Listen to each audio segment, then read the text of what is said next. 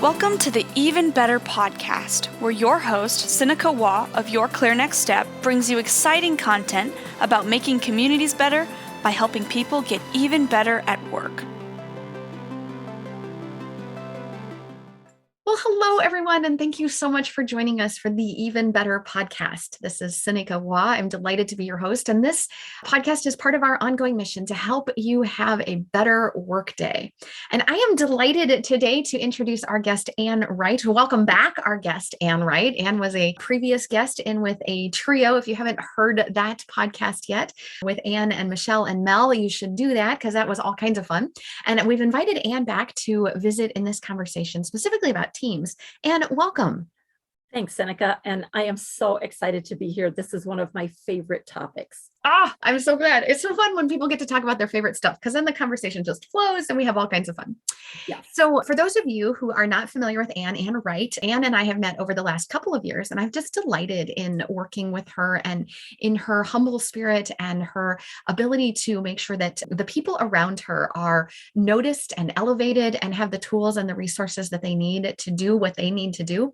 It's really been a joy to work with you and to interact with you and watch you lead in the roles of leadership that you've had. Thank you. I appreciate that. I truly love people. And, somebody asked me a while ago, what would I like to see more of in the world? And it came to me rather quickly. I really would love to see more people believe in themselves and appreciate the talents that they bring to the world, as well as really look at and value what others bring to the world. Not that you have to agree with everything, just value what they bring and give people a chance. And I think that ties so much into what we're going to talk about today with regard to teams. Fantastic. Yes, absolutely. And I've seen you model that, right? Those are not just words to you. That's how you live. And I appreciate that. For those of you who don't know Ann has a background growing up through the ranks of the American Cancer Society. She was part of a very significant transition that they had when they were taking multiple divisions and getting to fewer divisions, and she was instrumental in that process. I know her very recently in her role as the president of the ICF Iowa. She's the International Coaching Federation, Iowa chapter, and it has just been a joy to watch Ann's leadership within that group. I know she's also active on the Ankeny Chamber of Commerce, so the board of the Ankeny Chamber of Commerce, and serving our local communities that way. So those are places that you might have seen Ann. She's a specialist in the leadership and in team coaching. She's a workshop facilitator. She's a speaker, just all kinds of different ways to get involved. And today we're going to talk specifically with Ann about teams, which I know, Ann, is one of your favorite topics, right? Yes. Oh, awesome. So our title today, as we're looking at the things that Ann's bringing to our conversation today, it's 5 things that teams can do to move from good to great. And I just want to pause for a second on this, on even the title. So this is practical application stuff. If you're listening to this is not pie in the sky theory. This is not, hey, you might think about. This is practical, down to earth. And Ann, these are things that you've done, you've been a part of, you've seen in action, you've led in action. Yes. Thanks, Sinikka. And I believe in theory. I think we have to understand it and be grounded in it. However, here's the however part. I won't go to the but part, but the however part. I am really big into practical application. I think knowledge is great, yet it's really important to be able to apply it. And so my goal today is to provide some, like you said, some real life tips of what are some things you can do. And Sinikka, a lot of the things we talk about, people may think, well, I knew that. My challenge or invitation is to use either maybe something new that you hear today, or if you hear, oh, gosh, I know about this, but I've forgotten about it. I'm going to try it again. So I really want to invite people and challenge both to use something, just one thing. That's all, just one thing. And then, of course, go back and listen and do something else, a second one. Right? Oh, absolutely. I know many times when I'm doing public speaking or when I'm doing some training classes, I'll use this line that says something like, so we're going to spend a day together and then we'll go through the objectives. Here are the things, or an hour, and we'll talk about, here are the things we're going to talk about. And then I'll say, but why bother? Right? Why bother talking about any of this if I can't also implore you, compel you, inspire you to do something about it? And I know we share that spirit. So thank you for inspiring us to do something about it. You're welcome. Like you, at the beginning, I share with people during workshops, like, okay, at the end of the day, I'm going to ask you what's one thing you're going to do. And I do keep my promises. And at the end of the day, I ask them what they're going to do. And it's really fun to listen to some of the people that volunteer and say, this is what I'm going to do. So yeah, we're going to talk about what can you do to go from good to great. Good to great. So 5 things. We got 5 things, and they also form a fun little acronym. So we're going to spend some time with that too. I always like it when poetry is involved. So 5 things teams can do to move from good to great. And the first one is the G in great. So grounded to grow is that G. Unpack that for us a little bit, Anne. What does that mean? Grounded to grow. Well, grounded to grow for me, and especially I think that these are really important all the time, but our teams are changing. We used to think of a team as all in one place, or at least I did. And now we have teams in one place, all virtual or some hybrid. Mm-hmm. So for me, the G is we need to be grounded to grow. And the beauty of the teams is they're your teams. You get to decide. But when I think about being grounded, how can you know exactly who you are? To be grounded, who are you as a team? Mm-hmm. And why are you here? You may hear me ask this question more than once. When I went through my team coaching certification, this question was a game changer for me. We have teams, we work together, we have projects, yet they said, ask your teams, what is your purpose? What can or does your team do that nobody else can? So how do you become grounded and get to know your members and your purpose? So sometimes I think about grounded as knowing yourself and establishing your ground rules. Okay. How are you going to operate together? And ground rules sound kind of intimidating. It's kind of a policy, a blueprint. It's what are the policies that your team is going to operate under? For example, are you going to have one meeting at a time? Are you going to turn off your cell phones? What guidelines is your team going to operate under? And the thing is, if you're the team leader, please don't develop these and go to your team and say, here's the team ground rules. Right. Because I don't know about you, and I'm going to ask this question. I can't see your hands raised. How many of you like to be told what to do? Said no person ever. Right? Exactly. And so I invite you to develop these ground rules together. Mm-hmm. I'm hoping that one of your ground rules is have fun. Oh, nice. And it's one thing to develop them, to be grounded in who you are as a team, as individuals. So develop some ground rules, create them together, and then print them off, share them with people, remind your team of the ground rules at each meeting. Yep. Remember, no cell phones unless it's a crisis or emergency, one meeting at a time. And for me, one of the most important ground rules, when I served on the transitional management team for the American Cancer Society, we also had to come to consensus, and it was a we, not only in the room, but when we left the room. There was no gossip. Oh my gosh, I cannot believe what they did. Yep. We are we. And so develop ground rules, collaborate and decide on them together, print them, share them, and revisit them. That really helps us stay grounded. And then I thought that grounded and grow, you got to be grounded so you can grow. Okay. So when I was with the American Cancer Society, when I served on a regional team, our Ankeny Chamber, we have ground rules. So then how do we grow? How do we grow as individuals? And how does our team grow? Well, we decide what's our purpose. How are we going to work together? Are we going to develop SMART goals? And I know sometimes people are thinking, oh my gosh, I'm tired of hearing SMART goals. But, it's true. Do we know what our goals are? Do we know where we're headed? Mm-hmm. Are they attainable, relevant, and the timeliness? So I think that that's important to do together. And to grow, does everybody really understand what their role is? And then step away and let them do their job.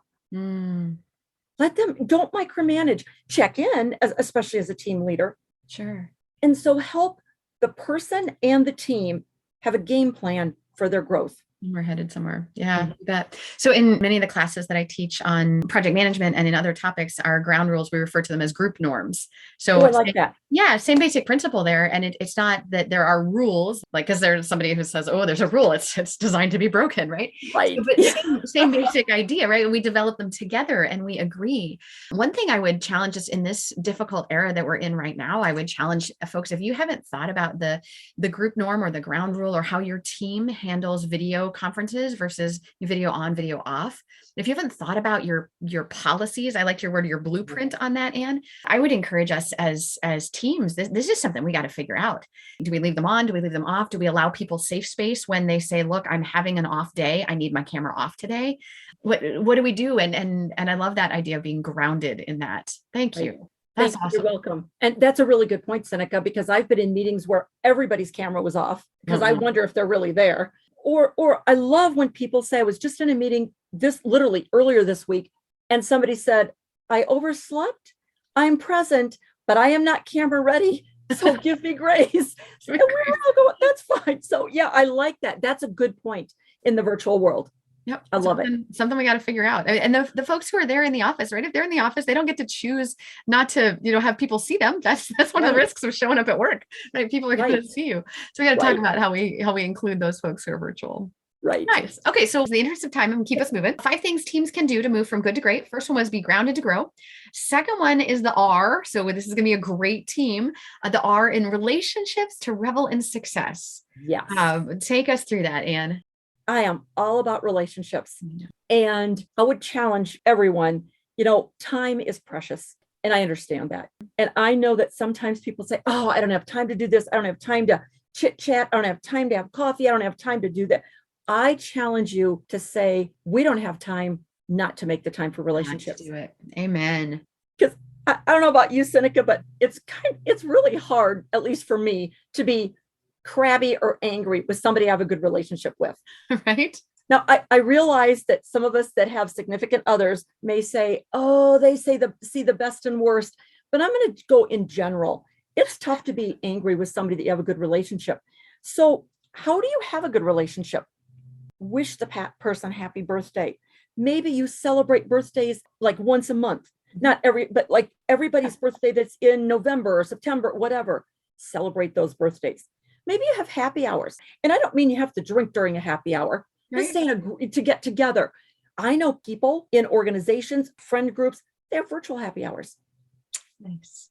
And I would even encourage you at the beginning of each quote group, like meeting, have a check-in. Maybe have everybody go around the room. For example, if you're in November, something you're grateful for, or a favorite Thanksgiving or holiday food. Maybe it's in the winter. What's something that you are grateful for about winter? That might be a hard one for me, but I think of something. The beautiful snow when I'm inside looking out. Vacations in Florida. Yeah, exactly. Like the springtime. So you ask everybody something as a check-in. You get to know people. You get to kind of read how they are.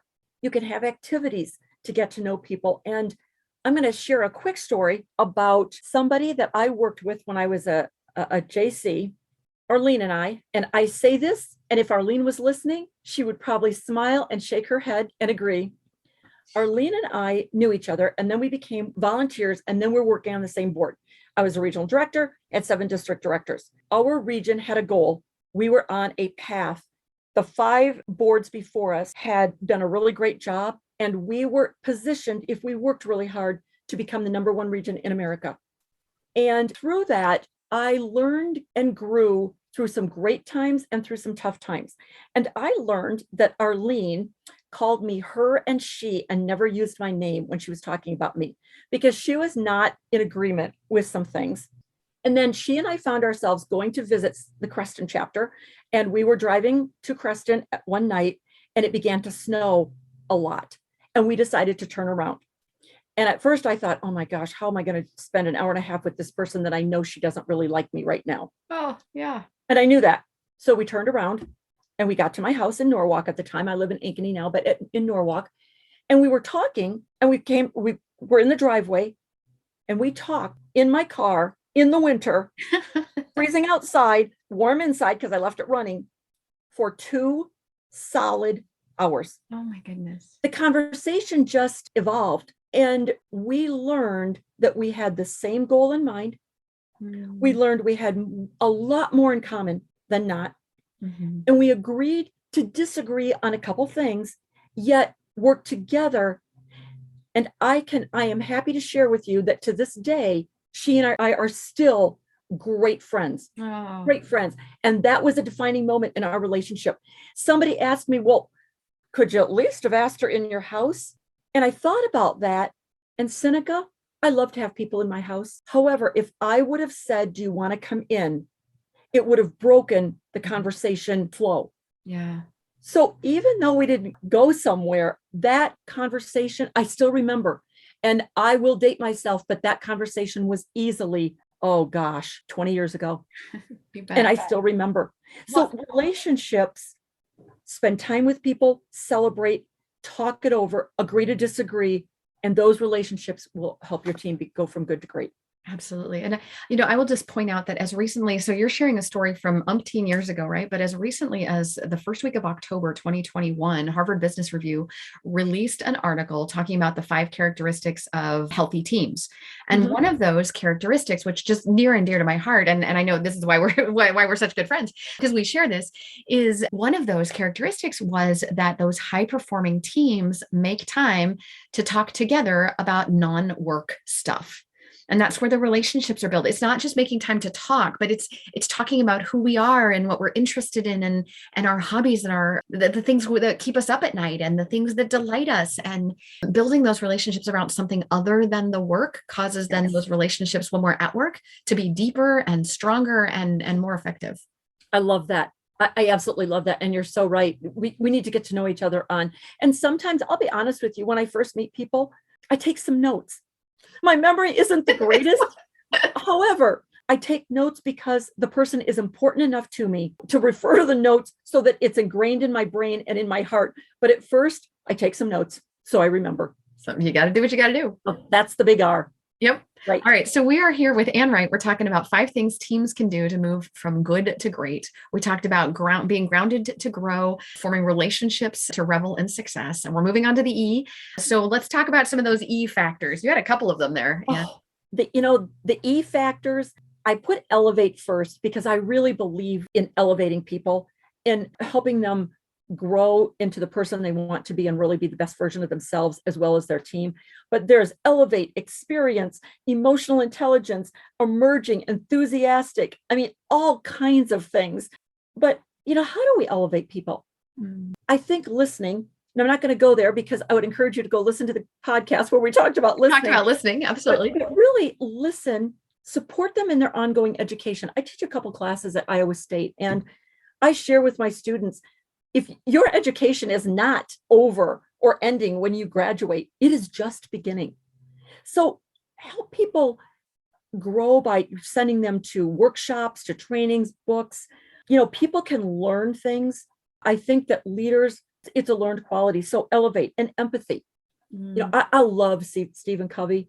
I was so sad when he passed away. Yeah. That empathy and that ability to really perceive and evaluate emotions, to really, as he said in his 7 Habits of Highly Effective People, seek first to understand, then to be understood. And that's how we help elevate people, help them understand themselves, help them understand others, and provide them with meaningful activities when you delegate. If you're delegating the tasks that you don't want to do, they're going to know it. Sure. I never ask anybody to do anything I wouldn't do myself.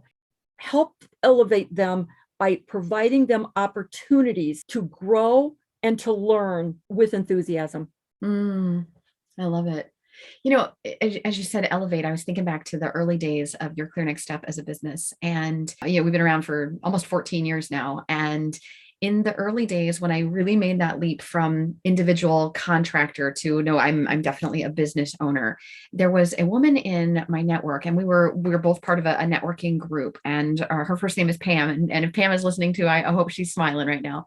But Pam was at that moment the first person genuinely in my professional network when I became a business owner who in her own business and in her as peers, like we were on a team together in this organization. She wasn't my leader and we were both independent, business owners. Right. But she took the initiative and she took a moment, she nominated me for an award, and she took her own time and her own initiative to elevate me.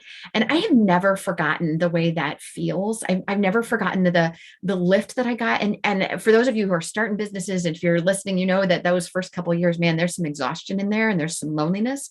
And to know that someone else reached out to me in that loneliness and she elevated me by nominating me for an award, it just meant the world. And it gave me that extra oomph that I needed that particular moment. And we can do this for each other. You don't have to be someone's leader. You don't have to be a leader to do this. You can be a team member, a peer, a colleague, and you can elevate people that way. I so agree with you, Sinikka. And I would venture to say, awards are wonderful and it is fun to win them. I'm not saying it isn't. And yet it is almost more fun, rewarding, whatever, to watch somebody receive an award and to feel as if you have been a part of their journey. That is such a great feeling. So I love that, Sinikka, and you're a wonderful inspiration to everyone. Truly, you are. Thank you. You are. Okay, so we're here with Ann Wright. We're talking 5 things teams can do to move from good to great. G, grounded to grow. The second one was R, relationships to revel in success. The third one was the E, factors. There were a bunch of those. We're on to the A. So A, this is one of my personal favorites. Mom was really diligent about teaching me gratitude and to express gratitude and appreciation. So you've got the A for appreciate, and you've got that blended with something else. Where are you going with this, Ann? Appreciate and apply. I too, like you, I think gratitude, appreciate, whatever word you want to use, is so important. And I work hard. I'm not going to tell you it's 100%, but I work hard every day, every morning to say thank you for something or to appreciate something. So let people know you appreciate them. We do an amazing job. For example, after this podcast, I will probably share with people. I've actually shared with them before to say, I am so appreciative and grateful that Sinikka is giving me this opportunity to be a guest. And I mean that. I invite people to tell the person, and I know that I've shared this with you, Sinikka, before we got started, that I do appreciate, share with the person. It can be a simple, thank you for doing this, or great job, or I really appreciated this or that. But this is something that it doesn't cost you any money, but I'd also go out on a limb and say that thank you, great job. I really appreciate what you did. Will go a lot farther than anything material or a handwritten thank you. It just means a great deal. And, I know that there's a lot of characteristics as you think about the E words, but Winston Churchill said, success is stumbling from failure to failure with no loss of enthusiasm. I would invite us to celebrate some of those stumblings, because I have learned so much when it didn't go my way. So appreciate. I've heard the term failing forward, appreciate what they do and learn to ask for help. I love Simon Sinek. I love his TED Talks. He shares leaders share credit and take responsibility, and it's okay to ask for help. So appreciate when somebody actually says, I need some help, or appreciate when they bring ideas. As a leader, we don't have to have them all.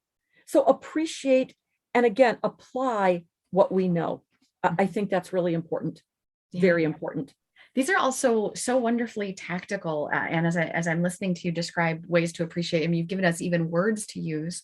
One of my friends and colleagues years ago, she was careful periodically to use the phrase, I appreciate you. And not just I appreciate that, or I appreciate this task. I believe gratitude and appreciation, definitely specific, definitely be in the moment, right? Specifically talk about what you're grateful for. But once in a while, using that turn of phrase, I appreciate you, talk about a way to blend in elevating and appreciating. That's a fun one. Yeah, I agree. My sister and I have worked hard over the last couple, especially during the pandemic, to send texts to people saying, thank you for this, or you are, like you said, you are appreciated. And in November, I think and you can do this at any time. I think November especially is a great month to go every day. I'm going to send a text. Yeah. Appreciating, because it's the month of being grateful, though for me, for my background, I also believe in doing it during the month of Advent, during Lent. I mean, there's and you could do it springtime. You can choose any reason, not that you need a reason, but yeah, for 30 days and it's fun. Absolutely. Yeah. Absolutely. A card, thank you, whatever you want to do, something to let people know you appreciate them. Absolutely. And if you create that as a habit within your team, your whole team, they're all uplifted by being appreciated, plus the joy, as you pointed out, of knowing how wonderful it is to have helped someone else. Exactly. And to have lifted their spirits. Exactly. All right. So we're on here with Ann Wright. She is an expert in team development and team dynamics for sure. She is a leadership coach and just an inspiration. And she's talking about 5 things that teams can do, tactical, practical things that teams can do to move from good to great. So we had the G for grounded to grow, the R, relationships to revel in success, the E, factors, and the A around appreciation and applying. And now we're on to the T. And this one has trust as part of it. Let's talk about that, Ann. Trust is one of those things that is, to me, so important and very important to me to earn, to keep. And I would invite us to work to trust ourselves or to trust yourself, trust your team, trust the process. And, we might be thinking, oh, we always hear about trust. So how do we develop it? Yeah. That I think that can be a challenge because how do we tie it all together? Well, I think one of the first things, kind of going back to what we talked about, spend time together, get to know the person and follow through. And follow through could be really hard. Yeah. When your plate is overflowing. Yep. So for me, deadlines. Okay. I write it down. I am still a paper girl. I write it down. Other people send themselves a text or a note. It doesn't matter the method. What matters is we follow through. Be true to your word. If you say it, mean it. And if you don't mean it, then don't say it. Don't say if it. you do, kind of think about those appreciation and compliments. If you don't mean it, just don't say anything. Yep. I also think don't gossip, because sometimes when people gossip or say things about other people, do you ever think, ooh, I wonder what they're saying about me? Right? Yeah. I am not, Sinikka, I am not sitting here telling you I've mastered all this, but this is to what I aspire. Yep. I do work really hard, though, not to gossip. That is one that is not okay with me. I also think it's important, admit your mistakes. Yeah, that authenticity is how we build trust. Yeah. And, I shared with some students earlier, and I'm a huge advocate of work to go in with solutions. Okay. I still advocate for that, but I listened to an interview with Adam Grant not long ago, and he caused me to pause. And he said, it's great to go in with solutions. However, what if there's something going on in a team, in an organization that you're thinking, oh, I think my leader, they need to know about this, but I don't have an answer. And Adam Grant suggests create the trust within your team that people can come to you, not criticizing, not gossiping, but can come to you and say, I think we might have an issue, a challenge that we need to talk about. And I don't know what exactly to do, but I thought it was important enough to come to you. I really liked that. And I believe that plays into trust, trusting your team to talk about things in a constructive manner. So follow through, admit your mistakes, be true to your word, don't gossip, and get to know each other and spend time. Those are some concrete things. You can create space. I know in my team coaching, and I'm going to wrap that up, but we create space to think, to talk, and to work together. And you can create those spaces. Those spaces don't just happen. Right. No. This is an intentional thing. You can stumble across I think we've all been in moments where a team has just come together and we're like, wow, we've got these common interests and we just gel and that's great. But to move from good to great, we've got to be intentional about these things. We've got to be intentional about building the trust and creating the spaces to do what we said we would do and to admit when we're falling short and to pick each other up and show that grace to keep moving. Exactly. I know that with ICF Iowa, we had a task force last year to really figure out how can we best serve our members. And we distributed a survey, we gathered the results, and we actually have focused what we're going to do based on what our members wanted. And in addition to that, we shared everything with our members. This is what you said. This is what we're changing based on your results. So you're right. It's really about being intentional. It's not about being perfect. It's about being intentional and moving forward. Yeah. Oh, that's beautiful. Thank you, Anne. You're welcome. So for those of you who are just now tuning in, you got to rewind because Anne Wright has just shared with us some really great practical, tactical tips on how a team, and I think one of the important things about the concepts that Anne has talked about here is this is not exclusively for the leader of the team. This is for a team as a group, individuals within that team and group collectively. These are things that we can do as a team to move from good to great. Yes, every single person is part of that team, and we all have to either take credit and responsibility and accountability to do it. And yeah, and I'd like to share this as people are on teams, are on boards. Mm-hmm. We all want to be the best board we can, or the best team. For sure. And sometimes I think people are afraid. What if the team that comes after us, or the board, does a quote, and I know this is a podcast, but quote, is a better job than we did. I would like to share what I have learned through the years. The team that comes after us, or the board, they're supposed to do, and I don't mean a better job, they're supposed to build on what you have built. Yeah.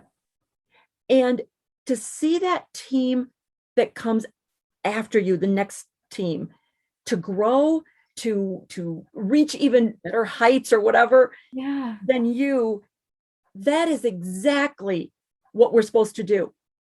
And it's really, I'm so happy and at peace with gaining that wisdom. I'm sure there's plenty of other wisdom I still need to gain, but that was a huge game changer for me, Sinikka. And I think it's important to share, because I think a lot of people struggle with that. Yeah. If they do a better quote, if they reach and do more things, that's good. You set the foundation. That's what you're supposed to do. But it took me a long time to really not only learn it, but internalize it. But boy, I tell you, once you do, it is freeing. It's freeing. It is freeing. It's freeing. Thank you, Anne. You're welcome. So as we wrap up, this is, of course, the Even Better podcast. So as we wrap up, I'm going to ask the question that I love to ask of all my guests. And what's making you even better these days? What's making me better? Continued growth. And I love quotes. And in my life's little instruction book that I pick up every once in a while, this is something I remember that I believe is helping me become better. I hope elevates. Resist telling people how something should be done. Instead, maybe share with them what needs to be done. They'll often surprise you with creative solutions. So I don't have to know everything. I just have to be open and share, what do you think? And let people do what they say they're going to do. Absolutely. Well, and if you are in a leadership position, or if you're in an influence position in a team, that's a great way to help grow that team from good to great. I mean, it ties directly back to that topic we've been talking about. Exactly. Really lovely. Sinikka, thank you. Thank you so much for having me. This has been such a joy. Thank you. And to those of you who just dialed in, thank you. Or if you've been here the whole time, thank you so much for listening. This is Sinikka Waugh. We've been here with Anne Wright. And if our listeners want to reach out to you, I know they can reach you through us. They're welcome to reach out. We'll connect you. You're also on LinkedIn, I assume. And is there any other way for people to reach you? I'm on LinkedIn. I have a website, annwrightsolutions.com. So yes, I'm happy to connect with people, but LinkedIn, through Your Clear Next Step, I'm happy. No matter what way you find me, I'm happy to connect. Wonderful. Thank you so much. Thank you. On behalf of all of us here at Your Clear Next Step, we hope the rest of your day is even better.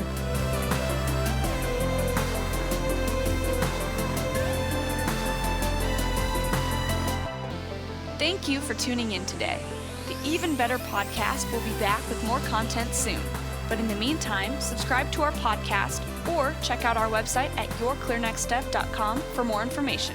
See you next episode.